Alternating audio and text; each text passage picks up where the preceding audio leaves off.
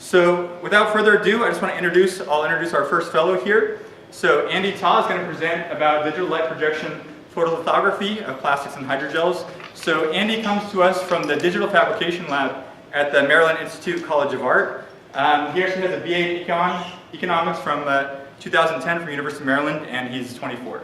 So, all right, take it away, Andy. Thank you very much, Jordan. As Jordan's mentioned, I'm here to talk to you about digital light projection photolithography of plastic and hydrogels. Before we get into that, I'd just like to give a context of where I'm coming from. So it all started with this device. This device was out of Popular Science. I was sitting in my parents' barbershop and kind of stumbled across it. This is a device that essentially promised to give you the abilities to make you things. I bought myself a kit. That kit, during assembly, came up with a lot of problems. The problems led me to get onto the internet and find solutions. Those solutions led me to the emerging maker community and totally got me involved in this whole making 3D printing process. So involved to the point where I actually organized some of the very first build events to build your own 3D printer. Video's not working.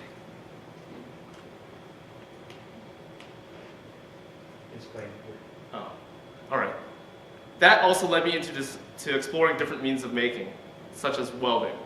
And this got to such an extent where essentially I actually have a job today where I get to play with all these machines that allow you to make things. So during my job, one of the things I got to play with was essentially photolithography. So what is photolithography? In this video, you essentially see that whole process. It is essentially a light shining into a liquid that is photoreactive. What happens is when that light hits the liquid, it becomes solid. You can also see another process happening is that ripple effect is essentially a layer forming.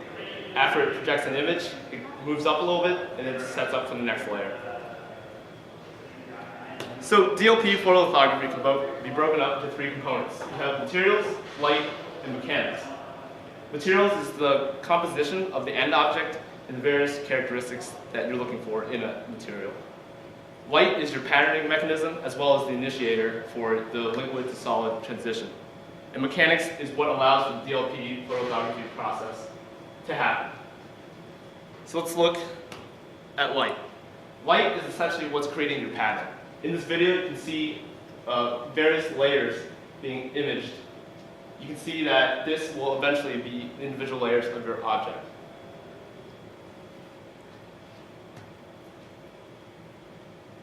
So that light source is projected by a basic projector. This is off the shelf. The only difference between the projector you can buy in the store and the projector used in this photolithography device is that a simple modification was made so that you can alter the throw distance. That is, instead of operating over several feet, you can then operate under about 8 inches in distance. You can also see the complex different patterns that you can generate from the honeycomb structure you saw to grid patterns that you can through text. Some of the things you look for in your light source are essentially power output, light intensity. In this photos here, you see that we're doing an experiment in determining different power generated for different colors. Another key component in interest with your DLP is the contrast. That enables you to get really, really fine details and sharp edges out of your images. So once you understand certain properties of your light source, you can then start to think about the materials you can use. In this image here, we have a photoreometer. Essentially, this is a device that will help you fine-tune the polymerization rate or the curing of your materials, given a certain specific light source. So now we have essentially our light and our materials. How does all this come together? The overall mechanism I designed for this project is right here. This is all based off of aluminum extrusions. So you can see here, your projector sits below, the reservoir that holds your material is right above it, the build platform, and then your lifting mechanism to create the layering process. So aluminum extrusions. Why aluminum extrusions? It's easily acquirable and highly adaptable. This machine is not permanent. Essentially, you can modify and tweak it to various different setups that you might need during your experimentation. So here's an overview of all the critical parts coming together. So basic, all the components that you can order from off the shelf. The build platform combined with the Z stage, which is your lifting mechanism. and ultimately your build platform where your structure will adhere to, and the reservoir that will hold your end product. So bringing all that together, you essentially have the projector acting as your XY axis, while the Z is the lift where your platform is. So essentially, we've been experimenting with this in my work with commercially available resins. How is this applicable to biology? In terms of hydrogels, we can replace just the materials that we're using. Using the DLP process, we can create really complex structures that are otherwise impossible. And that's useful for purposes in tissue engineering. So you can see, just to break down the process, we started what we knew in terms of using commercially available resins. Started just basic tests with hydrogels alone.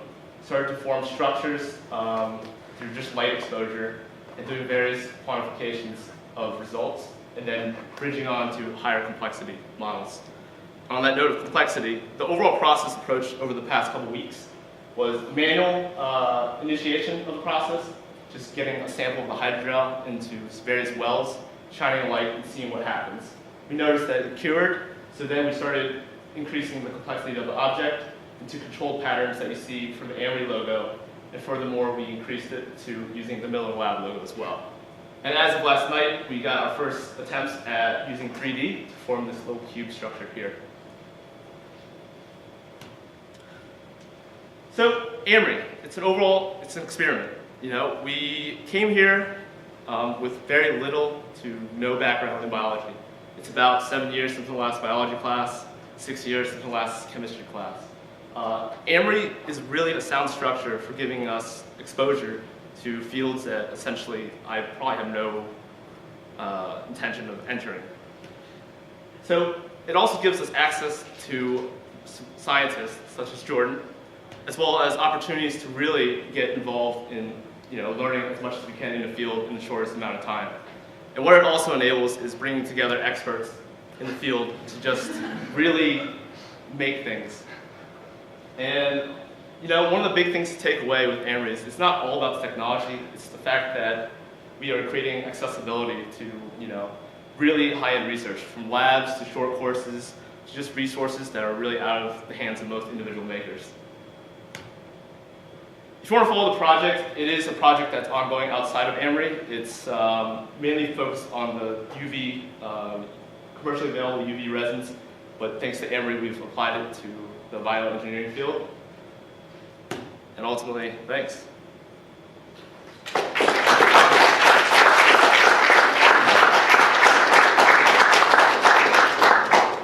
All right, so we have some time for a Q&A session if there's any questions here. Sure. Are you providing a matrix onto which the cellular material will grow similar to sinking a ship and hopefully the coral reef attaches to it? I think that's the ultimate end goal that we're shooting for. Can you repeat the question just for the recording? Just okay. Well, okay. So the question was about I guess providing structure for cells to attach to, right? Just so they can hear it on the internet. Yeah. Oh, wait, answer it? Yeah, go ahead. So yes, Sorry. in the end, we are hoping to create a complex structure in which cells can then adhere to. Yeah. So right now we're just doing basics, really primitive shapes, just given the amount of time that's already been covered. What hydrogels have you tested so far? So right now we're using PEG-DA 3400 Daltons with eosin Y as our photoinitiator. Originally we tried it with I2959 and that really didn't work out, so we tried a different photoinitiator to work with the projector we had. Your kind of XY resolution you can get with the DLP? Yeah, so right now, the way that's set up with the throw distance we have, it's 100 microns XY resolution. That is just using the native resolution. And so the native resolution in the projector is 1024 by 768. So we just did a build area of 102.4 by 76.8. Yes? So how long does this process take? And also, how big of a structure can you actually make with this approach? So right now, the way that the contraption is set up, and so overall build volume, it's 3 by 4 by 5. So essentially, What units is it? Oh, inches. So I was thinking, yeah, millimeters. So I guess that's roughly about 102.4 by 76.8 by 130-ish. So a little over 5.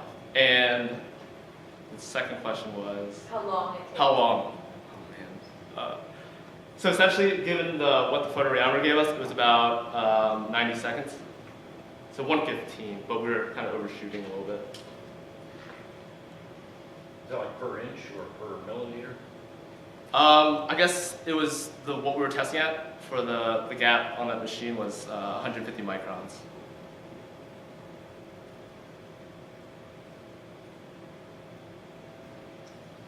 For any questions on that? Okay. All right. All right.